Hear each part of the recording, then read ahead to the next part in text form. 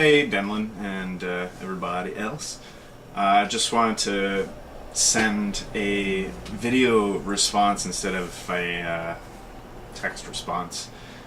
Just because, hi kitty, just because the topic sort of, I don't know, got me up off my ass, I guess, to put it one way. When I was a kid, I've never disclosed my age on YouTube. It's not on my page or anything. I'll be 32 next month. And when I was a kid, which was the 80s, things were cool. It was Lego and Cabbage Patch Kids and hanging out with your friends until the streetlights came on and watching Transformers cartoon and followed that with G.I. Joe cartoon and G-Force and Oreo cookies. We only got 2 in my household after dinner, and sometimes 3. What else? It was Big Wheels. That was so much fun riding my big wheel.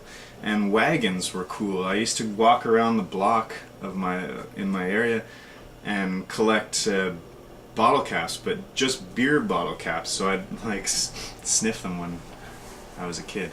Didn't get drunk off the fumes though. But yeah, I had a good beer cap collection. Collecting in general, that was something. Lego, did I mention that already? Because that was huge for me. I had a huge kitchen table in the basement that was all Lego. I would always get a set Space Lego, that's what I was into, and I would make the ship or whatever it was, and then within a couple weeks I'd destroy it and make my own stuff out of it, my own ships, my own space stations and buildings and guns and robots and all sorts of stuff. I was heavy into Lego, big time. I don't think I stopped caring about it until I was 17. That's only because I had 2 really cool ships that I had made when I was younger, and I still had them, and they were still in good condition.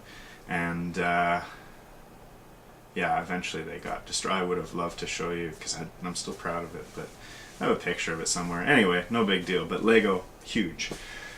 What else? We didn't have digital cameras, we didn't have the internet, we didn't have computers, we didn't have cell phones. Wireless was that big honking brick that you would, and car phones was huge. My dad had a car phone, and he was it was so cool to drive in the car with him and take a call or talk to someone, like a family member, on the phone while you're driving on the highway. So that's the progression of that. I completely understand what you're saying with the sort of generation gap, I guess, with experience and technology. Yeah, because my childhood was all up here. Imagination was the thing, and I don't know if it's as prevalent these days. I know everybody has an imagination and it's being utilized in different ways now because of what we have, but just being able to spend 3 hours with a bunch of G.I. Joes and build yourself, playing I always played on the counter of the in my bathroom, because then I had the sink there. I'd fill it up, and that was poisonous stuff, and just good times. That's what I had. I had a great childhood, and I can only thank my parents for that. So if they happen to see this, which I'm not sure if they would, anyway, thanks to them and to my siblings, of course, because they made it all tolerable. Really close with my siblings, so that's always a good thing.